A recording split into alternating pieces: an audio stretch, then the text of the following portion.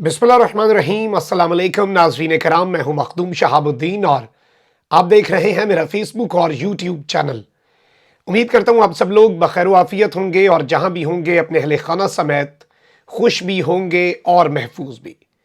नाज़रीन कराम, इस वक्त इमरान खान ने अचानक अपनी हिकमत अमली ना सिर्फ तब्दील कर दी है बल्कि दुखती रग पर हाथ रखकर बहुत से फैसला साजों के लिए गए फैसले समुंदर बुर्द करने का फैसला अब इमरान खान कर चुका है। और अब ये खेल बहुत ही दिलचस्प और बहुत ही खतरनाक मरहले में तो दाखिल हो रहा है, क्योंकि दूसरी जानिब इंपोर्टेड हुकूमत ने इस्लामाबाद में कंटेनर्स पहुंचा दिए हैं।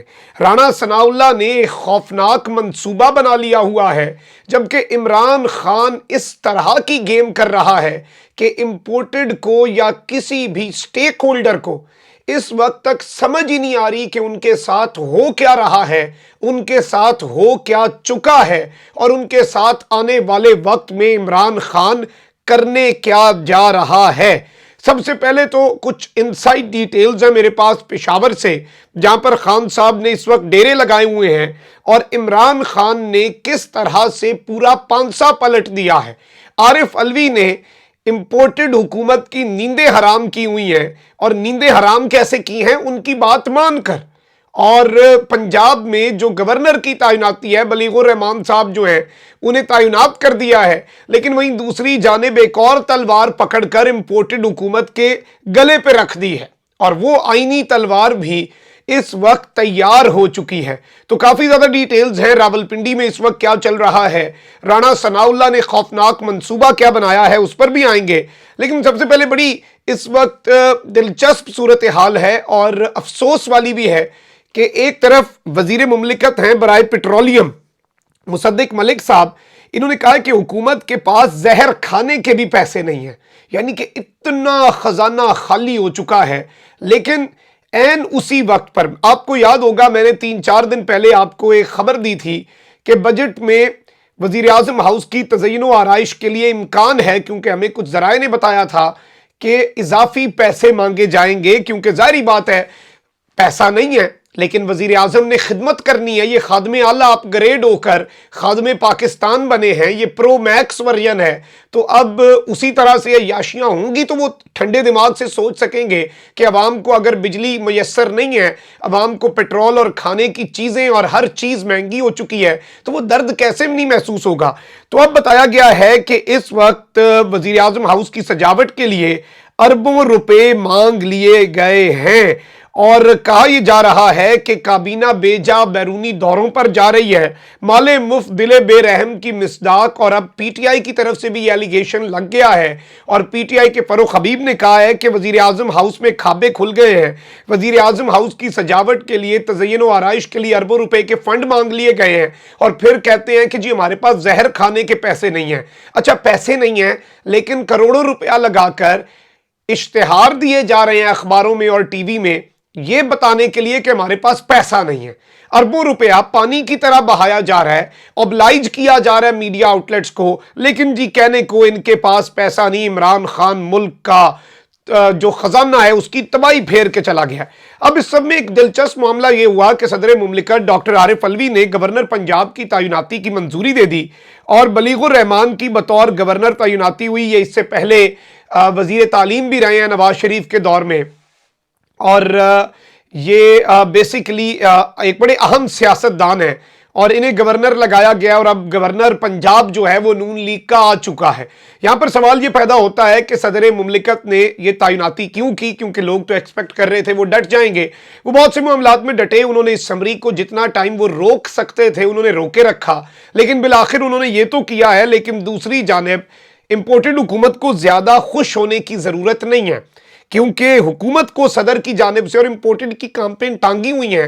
हुकूमत को इस वक्त खदशा क्या है? उन्हें यह खदशा है कि सदर मुमलिकत डॉक्टर आरिफ अलवी की जानिब से नैब कवानीन और इलेक्शन एक्ट मंजूर नहीं होगा, کیونکہ انہوں نے الٹیمیٹلی سائن کرنے ہیں. تو یہ جو نیب قوانین میں انہوں نے ترمیم کی ہے، اوورسیز پاکستانیوں کے ووٹ کے حق پر انہوں نے ڈاکہ ڈالا ہے اور اس کے ساتھ انہوں نے الیکٹرونک ووٹنگ مشین جو ہے وہ ختم کر دی ہے، تو اس حوالے سے انہیں خدشہ لاحق ہو چکا ہے.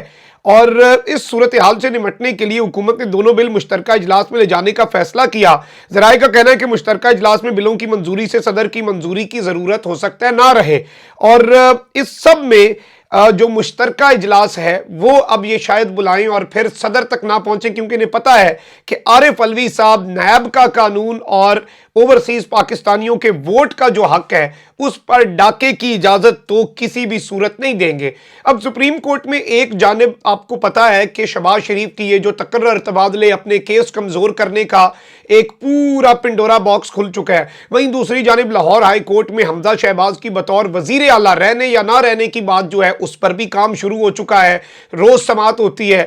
اور سپریم کورٹ کے اسی کیس کے دوران نون لیگ پر اب تک کا سب سے بڑا سیاسی بم پھٹا ہے، اور یہ بیسیکلی سکندر ذوالقرنین ہیں، اور یہ معطل ہو چکے ہیں ایف آئی اے سے، لیکن یہ ان کے اسپیشل پروسیکیوٹر تھے، اور انہوں نے انکشافات سے بھرپور ایک انٹرویو دیا ہے، اور انہوں نے کہا ہے کہ یہ جواز بالکل غلط ہے کہ منی لانڈرنگ کیس میں پیش نہیں ہو رہا تھا، اس لیے ہٹا دیا گیا. ہمیں پہلے ہی بتا دیا گیا تھا کہ دونوں یعنی کہ شہباز اور حمزہ شہباز ملزمان وزیر اعظم اور وزیر اعلیٰ بننے جا رہے ہیں. 10 اپریل کو ڈی جی ایف آئی اے کا پیغام ملا کہ آپ پیش ہی نہ ہوں. اب یہ کیس کا منظرنامہ بدلے گا. یہ کسے پہلے سے پتا تھا؟ کس نے پہلے سے بتا دیا کہ یہ وزیر اعظم بنے گا؟ وزیر اعظم کا بھی چانس تھا، وزیر اعلیٰ کا کس نے بتا دیا؟ تو یہ وہ تمام تر چیزیں ہیں جو اب بہت سے سوالات کھڑے کر رہی ہیں، اور عمران خان کا کام آسان ہوتا جا رہا ہے.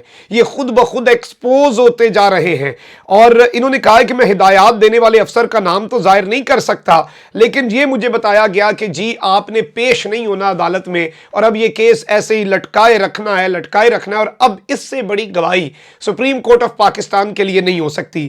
جبکہ اب معاملہ یہ ہے کہ پی ٹی آئی نے بھی جو پیچ ہیں وہ کسنے کا فیصلہ کر لیا ہے، اور لانگ مارچ کے شرکاء پر تشدد جو ہوا ہے اس کیس میں وزیر اعظم صاحب آپ کے اور میرے، ہم سب بھکاریوں کے جو بیگرز کانٹ بی چوزرز کہنے والے ہمارے وزیر اعظم ہیں، ان کے خلاف مقدمے کی درخواست بھی جمع کر دی ہے. جبکہ عمران خان نے ایک بڑا اہم پتہ کھیلا ہے.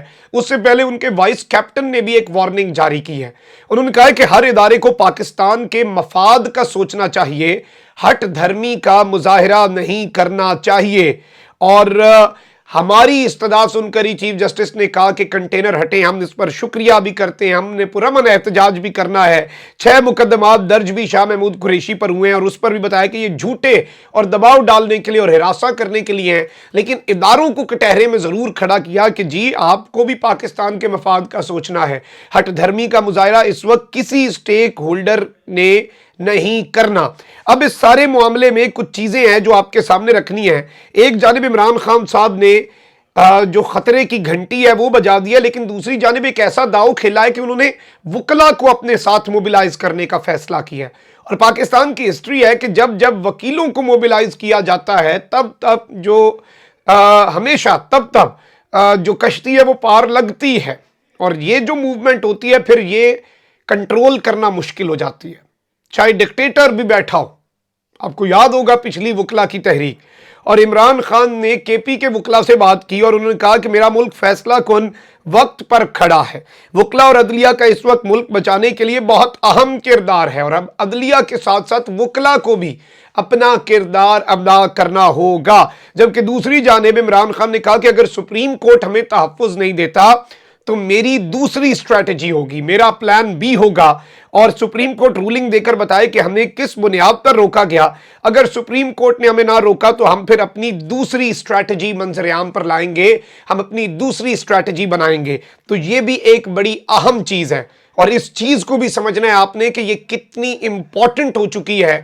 اور یہ پورا منظرنامہ دیکھیں کہ چیزیں اب سپریم کورٹ کے جو کورٹ ہے اس کے اندر بال ڈالی جا رہی ہے، اور اب سپریم کورٹ نے دیکھنا ہے. اور اسی لیے تو یہ سارے امپورٹڈ حکومت کے کارندے سپریم کورٹ پہ چڑھ دوڑے ہیں. کہتے ہیں پہلے ایک ملٹری اسٹیبلشمنٹ تھی، اب جوڈیشل اسٹیبلشمنٹ ہے، وہ بھی پاکستان کی سیاست کی سمت طے کرے گی. اس وقت آپ کی زبانوں پر تالے لگ گئے جب پارلیمان کے رولنگ میں قاسم سوری کی رولنگ میں مداخلت ہوئی، اب آپ کو برا لگ رہا ہے؟ یعنی آپ کو نہ فوج کی مداخلت بری لگتی ہے نہ عدلیہ کی، بس وہ مداخلت آپ کے حق میں ہونی چاہیے۔